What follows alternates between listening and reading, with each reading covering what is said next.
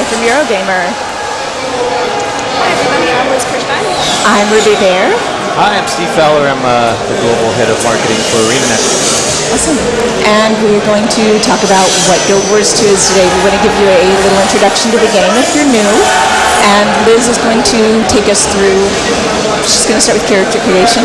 Yeah, to show it off, we're going to kind of hop into the early game and show you exactly what goes into creating a character.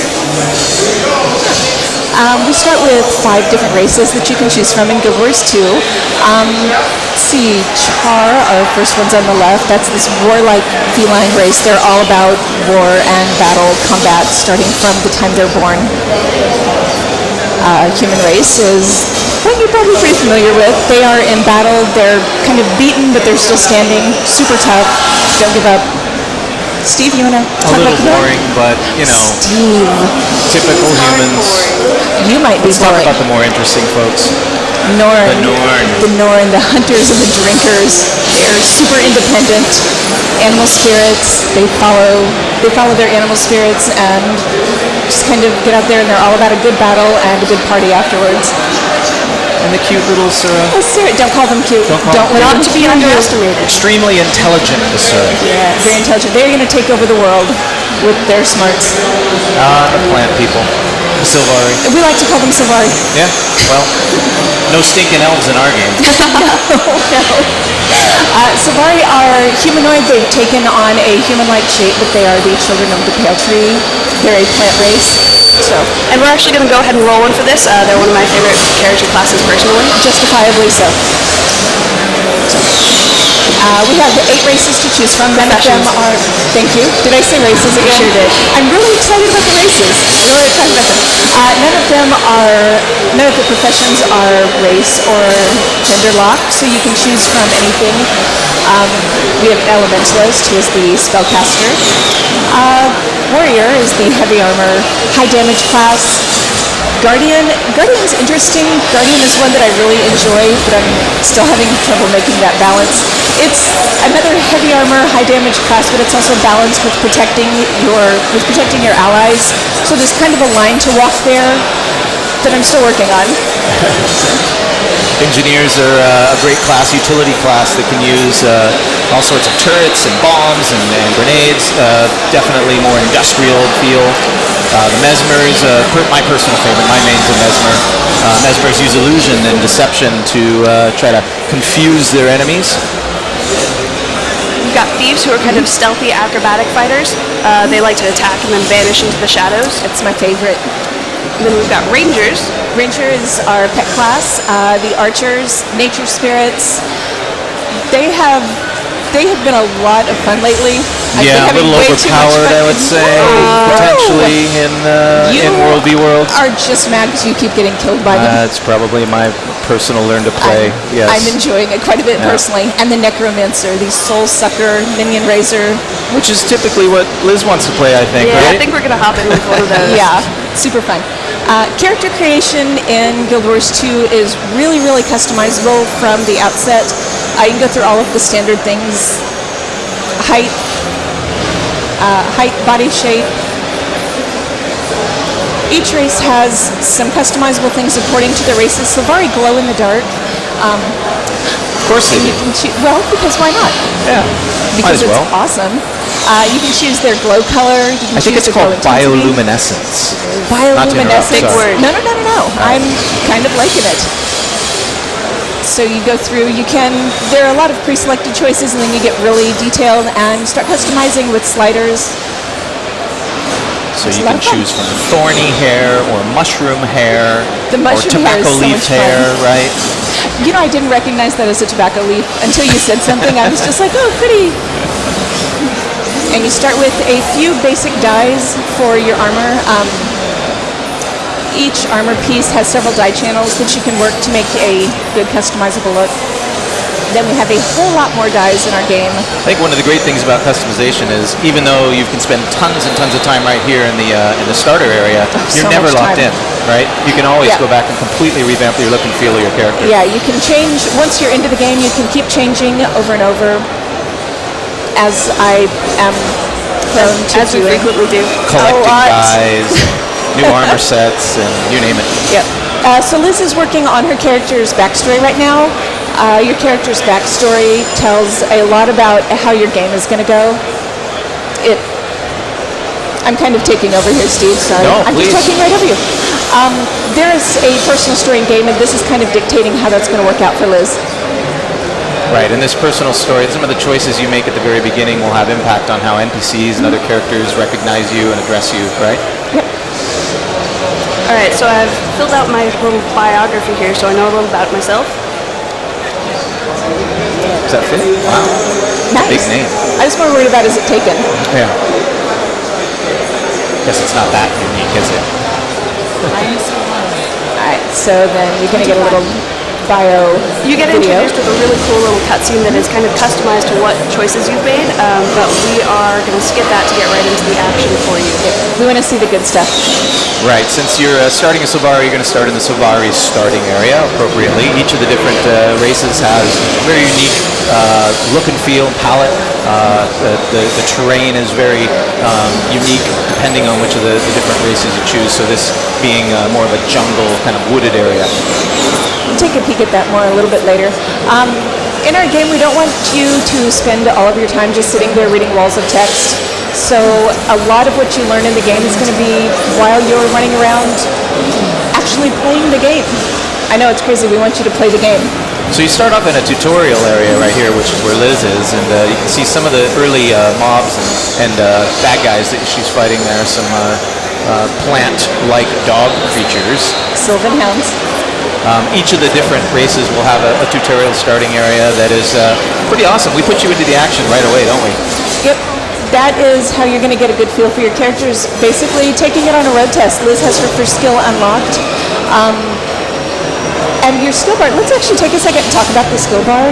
The left side of your character's skill bar is tied to your weapon, so you'll see right now that Liz has the first one that she's using.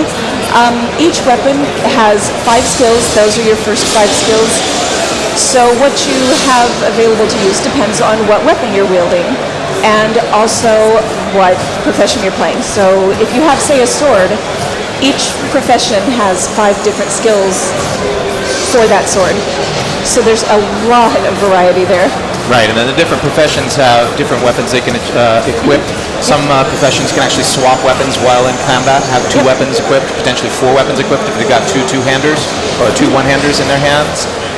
Some professions are much more dependent on weapons, like a warrior as an example, where others have more ranged magic abilities. But yeah, the left side of the bar is all based on what weapons in your hand. And swapping out is helpful too. If you find that you want to start out a battle and get in there, get up close and use something in melee range, and then you need to swap out and back off a little bit, you can swap really quickly with a touch of a button and back off and do some ranged combat. And I'm usually the one running away going, oh, I gotta get back, ranged weapon, hurry. You can also see Liz's health bar represented by the blue circle, or the red circle in the middle there. And right above that is her dodge ability, which recharges over time. One of the great things about combat in Guild Wars 2 is it's very action-oriented, and dodging is something you get very used to doing. And you can dodge back out of an attack and keep from taking the damage from that. You'll see a little message, you'll get it on your screen that says evaded. You can't just completely dodge through the entire game, as much fun as it would be backing somersaults all the time. You'll see that her endurance is running low on there, and that will self-regenerate over time, but you will get a little too tired to dodge after a couple in a row, and you'll need to give it a second Yeah, for that to come back up. after you play Guild Wars 2 for a while, going to any other game that doesn't have the dodge mechanic just seems clunky. You just get so addicted to that mechanic. Uh-oh, what do we got here? Something's happening. All right, you've angered the big guy. This is the Shadow of the Dragon. We're going to take you right into a big boss fight right away. Every race gets one that's kind of tailored to the race. So Liz has... All right, hey, good luck to you. A little scared. It is still the tutorial area, so more than likely she will prevail. But it is a really good example of the scale we can have in the game. The game has multiple world bosses. This is an example of an early one here.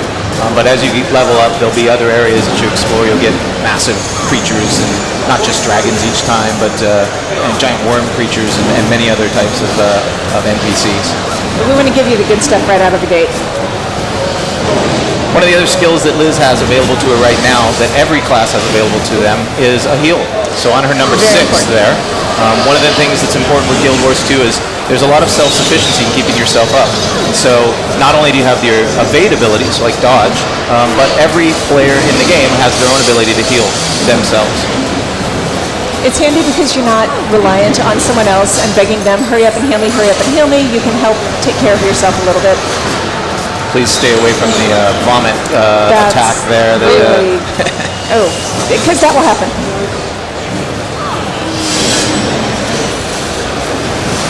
In the starter area here for the Savara, you're actually playing through a dream sequence.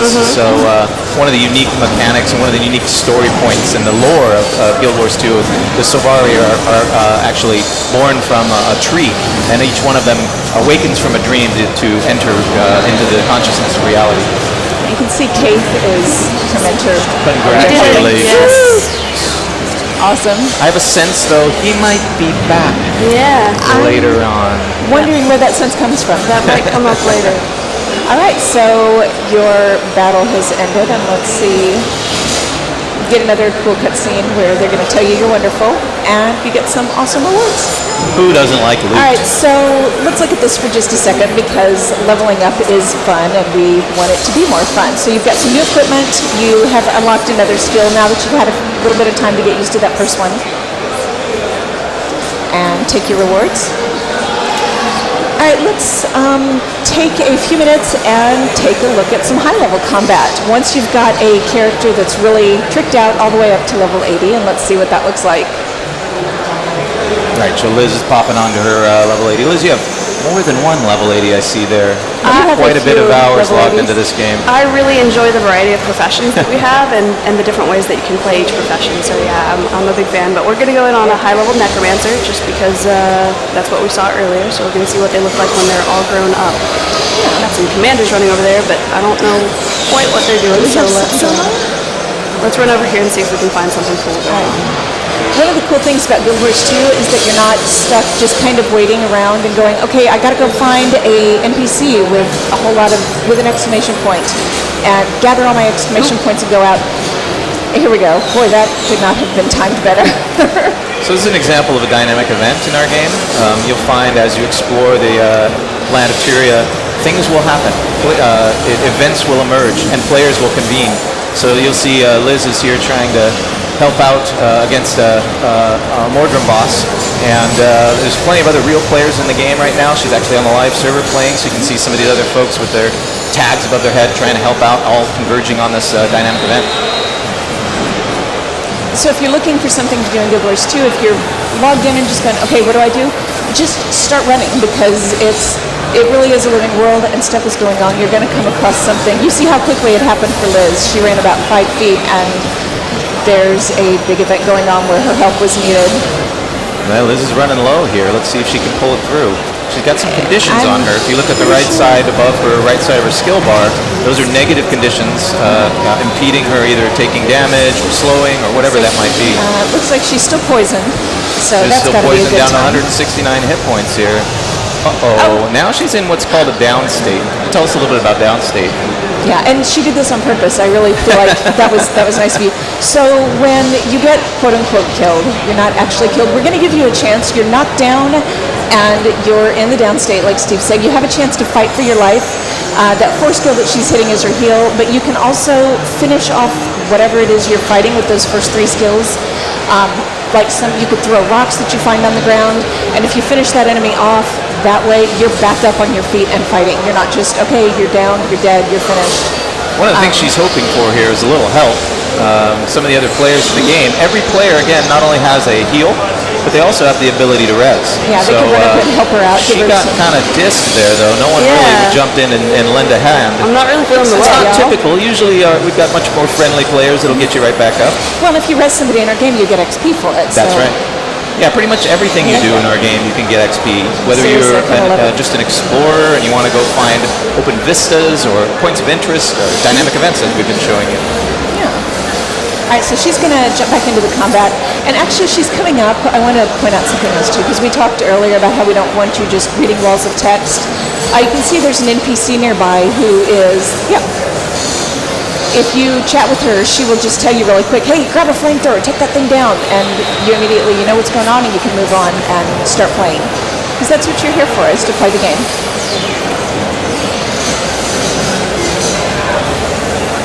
So the other folks you can see here, one guy's got a little chevron above his head. That's actually a commander. Typically in our game, the more experienced players will fly the commander tag and help strategize large groups.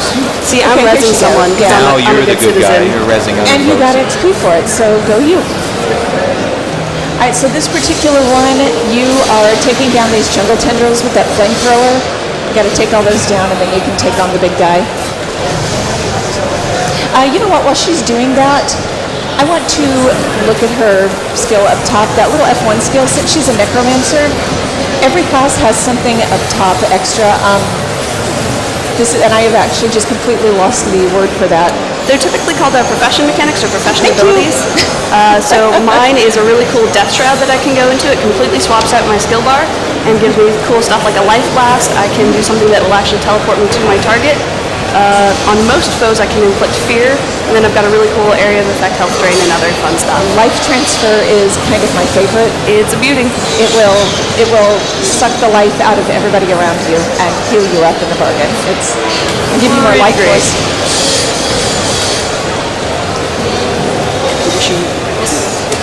And you just got an achievement, condition remover. That's not a person. It's not the first time ever. I've gotten it a few times.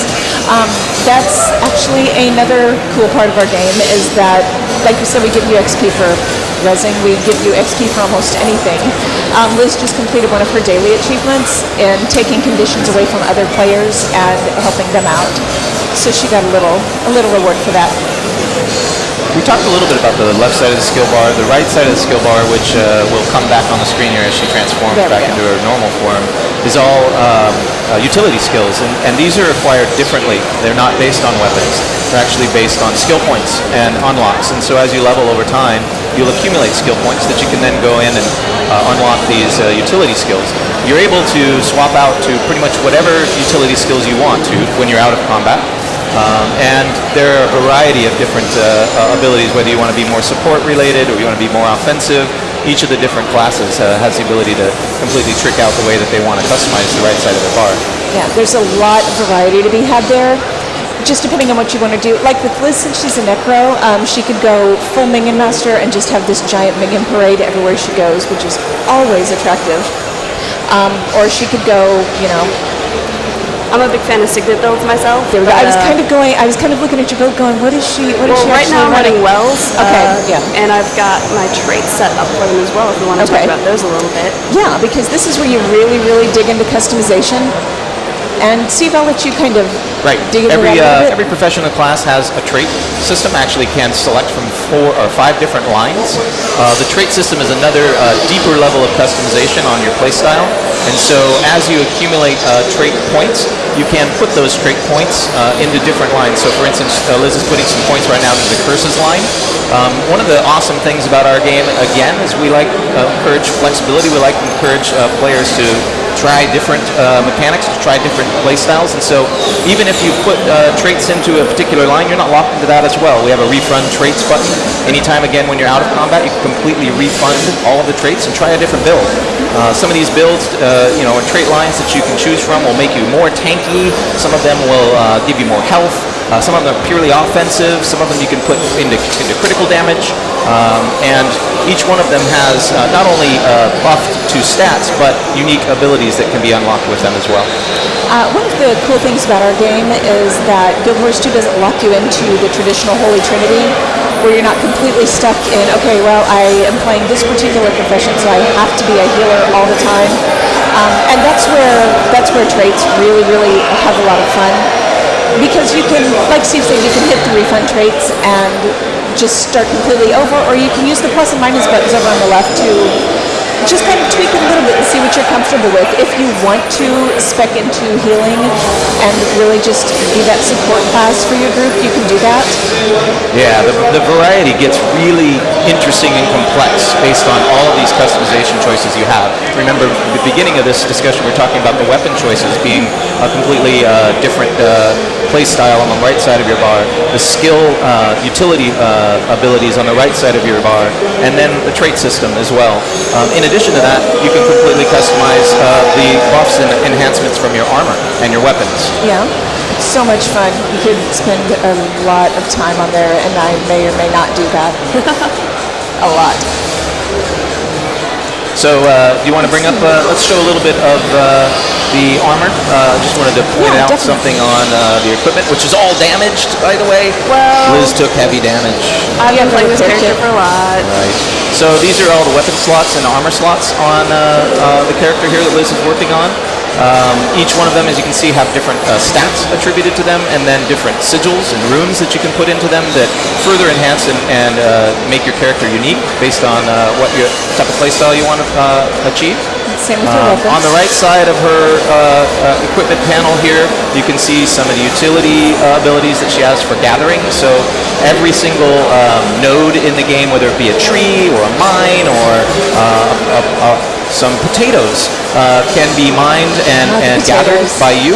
One of the great things that we do is in the game we encourage cooperation. So if you see a mine off in the distance, let's say it's silver mine, and you really want to get some silver and you see somebody running towards it, you don't have to worry about getting there before them.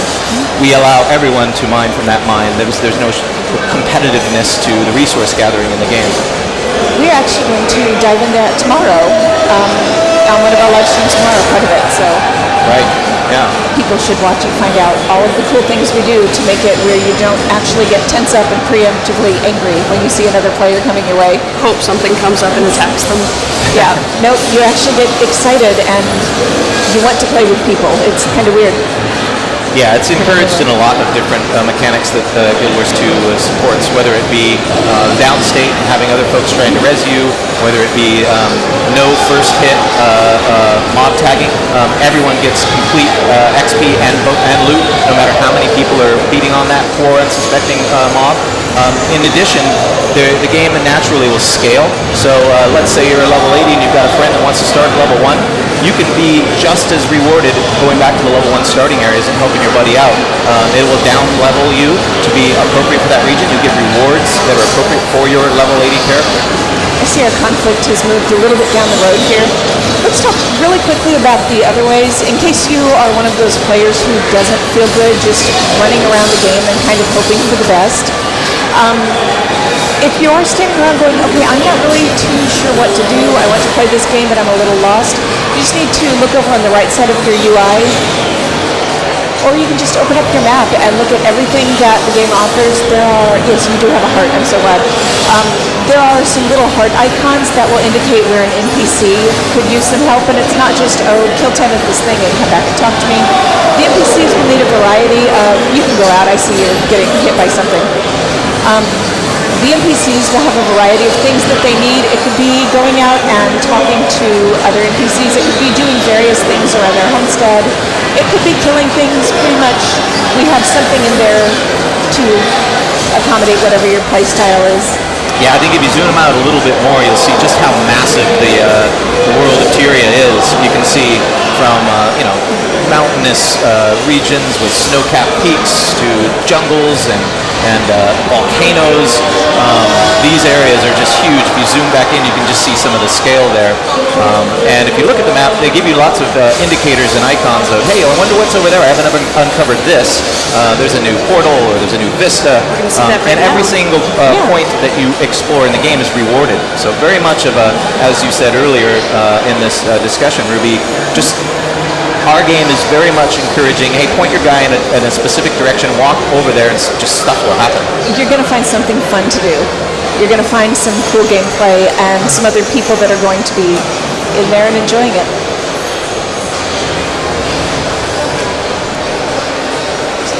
And Liz is now running around mining. I'm assuming that there's something that you need to craft that you're Well, we were talking about it. I wanted to show off that you can do that. And, I like it. That node went away from me, but it's still there for anybody else to explore. And you've discovered a new place, and you got some XP for that. Vistas are my favorite. They're indicated by those little dual red triangles, because when you find a new vista, you can view it, and you get this gorgeous short panoramic cutscene of everything around it, and your character is featured there in the middle. Yeah, so for those of you that are new players, right, we're streaming right now both on the Twitch main channel and our home channel. So for those of you that are our core fans, right, this necessarily isn't your stream, right? We're trying to encourage new players to get an idea of what's all about this game. In addition to us giving you this information of how to play the basics of Guild Wars 2, we greatly encourage you to try it yourself. Right now we have a free trial going on, right? Yep, it is a free trial, and you can come and find out more about our game on our various social media channels, Facebook, Twitter, Tumblr. It's all Guild Wars 2, and our Twitch TV channel is also Guild Wars 2. Yeah, I think to point out is in addition to the free trial, which is 7 days, the game currently is 50% off, so tremendous value. One of the things we failed to mention, if you're not familiar with our game, is it is an MMO, persistent world game. We put new content to the game in very regular instances, up to every 2 weeks even, with a feature we call Living World. We'll talk about more later in this week.